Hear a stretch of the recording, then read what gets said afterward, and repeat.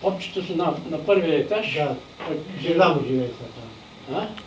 Жена му с децата. Жена му 2 деца май. Да. Тя прежени ли се? Не. Не се. А на горния етаж Ивайло. Ага.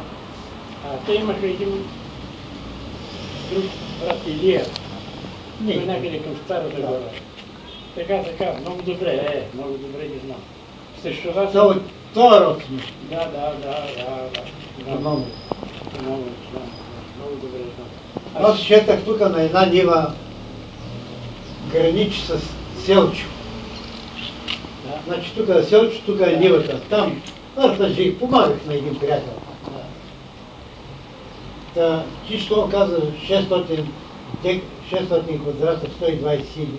Неговата декари. Интересно колко ще струва. Ами виж, моето беше в чертите на града. Той и това в чертите.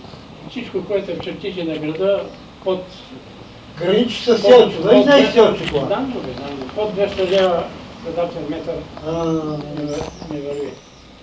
200 лева квадратен метър. Значи един декар 200 хиляди лева.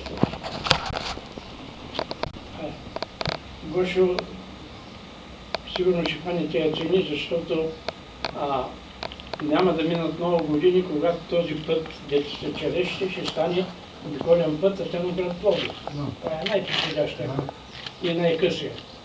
За този път имаше проекти да правят като магистрала нещо, да са тези повече. Един приятел, българин, работил в Австрия много години,